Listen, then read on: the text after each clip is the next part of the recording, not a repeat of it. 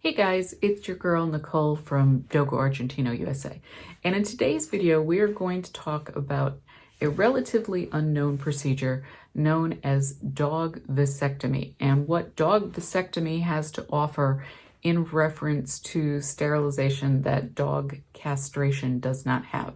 If that sounds like something that interests you, go ahead and stick around because we are going to dive into it.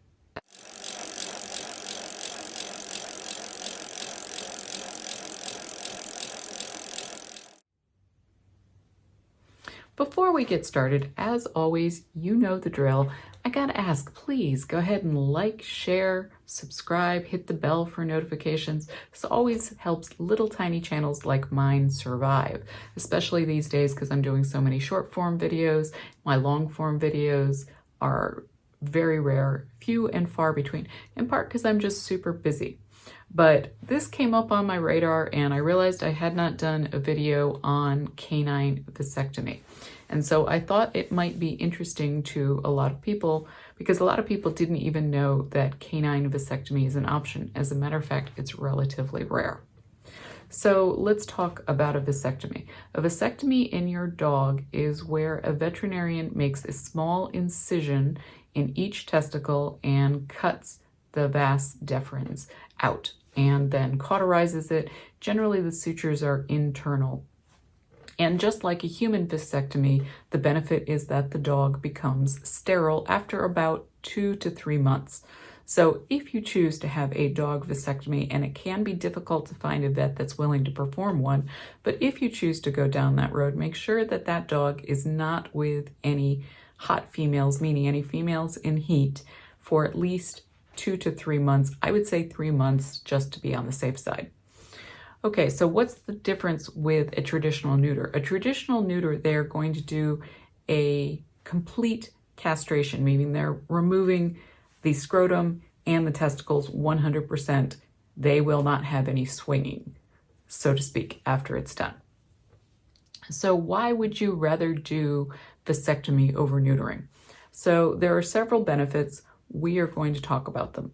So imagine that you have a dog that's a working dog and you are very concerned because you hunt boar or puma, which is what the Dogo Argentino is designed to hunt, and you don't want a lessening of its prey drive. And you're concerned if you go full castration, you're going to have a working dog that doesn't want to work.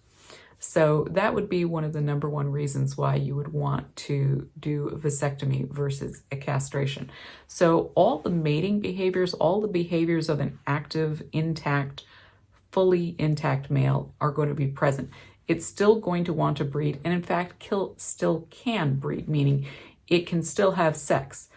But the difference is when properly healed from a vasectomy, it's sterile. He's shooting nothing. There's blanks involved. So you could have them with hot females in your pack if you're a hunting, working home, and not worry that that dog is going to impregnate one of the females. So why might that matter to you? It might matter if the females are all closely related and you don't want to do line breeding with your male. It might be because he has a great working drive, but there's some other reason that you don't want him to pass on his genes. Maybe he has a temperament fault, like he's great with your family, but he's super aggressive to every other human. Maybe he's super aggressive with other animals in the pack and you only hunt him with certain dogs. So there's a number of reasons why choosing a canine vasectomy might be of benefit to your Dogo Argentino versus full castration. But the number one reason is that it's a working dog. And you do sports and stuff with it, and you're concerned about a lessening of its hormonal drive. So what are the benefits of vasectomy versus castration? Of course, his hormones are going to be intact. His breeding instinct is going to be intact. His hunting instinct is going to be intact. His protective instinct is going to be intact because his hormonal load is not dropping in any way. You're going to have less chance of a CCR, so a cranial cruciate rupture. He is going to have much less chance of developing hip dysplasia, which is a huge problem in fully castrated males. He is less likely to get certain types of cancer that are associated with neutering. And if you want to hear more about the cancers and the other problems that are associated with canine neutering, go ahead and check out my video on the subject, when should you neuter your Dogo Argentino dog?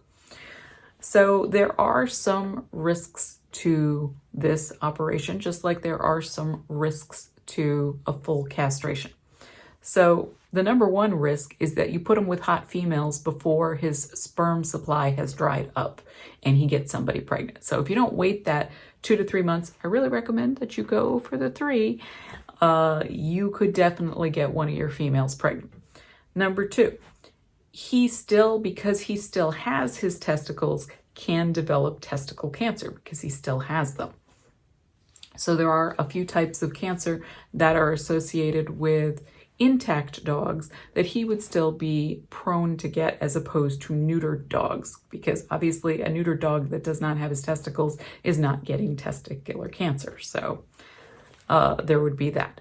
Now, I do think ultimately it's a really good solution. You may be wondering what the cost is.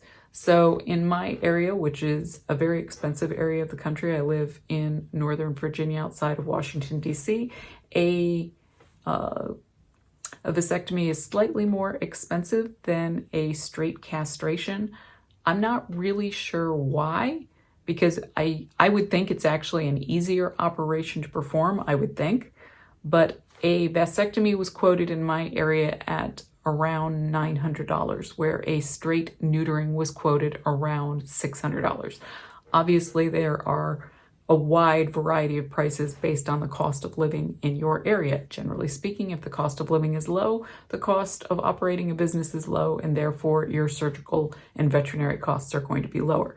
If, on the other hand, it's a very high cost of living, the cost of running that business will be higher, and it will be reflected in the surgical costs. So I'm hoping that that gives you something to think about. If you're thinking, for example, hey, I don't want my dog to breed other dogs, so, or I should say other bitches. In my case, my adult bitch, Zarina, she's going to be 8 in January. She's too old to breed. So I don't want Zeus breeding her again.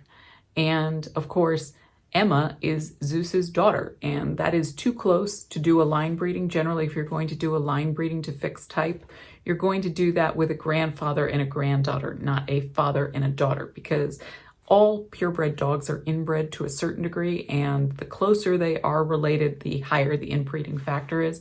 I've had that tested in my dogs. Zarina is pretty low for a Dogo Argentino, which is a rare breed. She's around 22%, but Zeus is higher. He's 30%, and I had Emma tested, and she is between, I can't remember the exact number, but it's an exact between the 22 and the 30. She's right in the middle for that.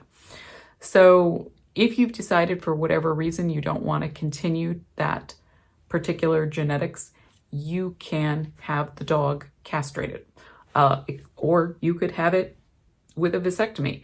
I love the idea of a vasectomy because it's keeping those essential hormones intact, which is, in my opinion, much healthier for the Dogo Argentino dog.